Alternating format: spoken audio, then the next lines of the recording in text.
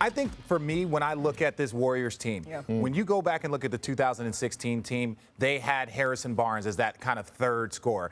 And, you know, look, Harrison struggled in one of the postseasons. Then they replaced him with Kevin Durant. That's an absolute different problem that was never going to be addressed. And so then when you have Andrew Wiggins, now Wiggins is kind of like an in-between between Harrison and KD. He's a little, with all due respect to my guy HB, he's a little bit more aggressive offensively and more athletic, but he's not quite Kevin Durant. But so if Wiggins plays like that, everything else is going to be fine. If you've got a third-tier scorer that is a starter in the All-Star game, they still don't have Draymond. They were able to win the game only shooting 39%. That was my biggest takeaway, is that if Steph can struggle and all the things that can happen and they can still win that game, the Warriors are going to be a problem fully loaded. I'm doubling down on that. Okay. It was Andrew Wiggins. We knew Steph and Klay, they took them home in the fourth quarter, but throughout the course of the game, when you talk about on both ends of the floor, we got to start mentioning Andrew Wiggins as far as one of the better two-way players in the game today.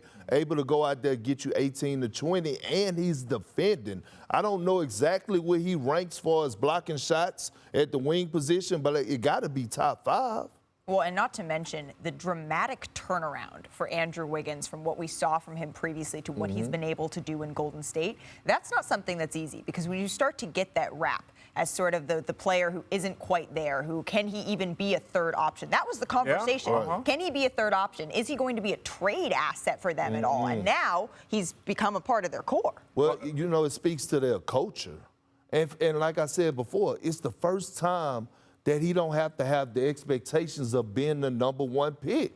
So now I don't have to be the number 1 option. I don't have to show the world that I'm capable of being a franchise guy. I could come in here, I could let Steph and Klay do their thing, and now I could be the third option guy, which I probably won't have the best defender on me. You can have the third or fourth best defender guarding you, and trust me, that is a great place to live. Yes. That is a great place to live. And, Yes. and look, this is why people, I think, when they get so down on players or they get down on, it's like, you don't understand.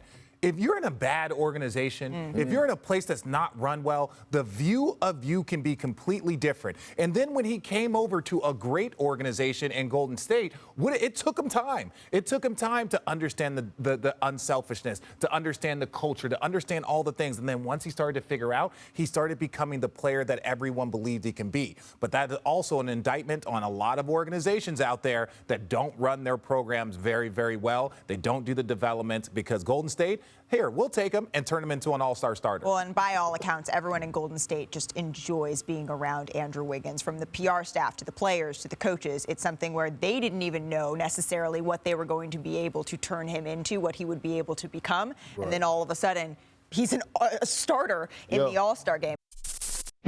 Thanks for watching ESPN on YouTube. For live streaming, sports, and premium content, subscribe to ESPN+.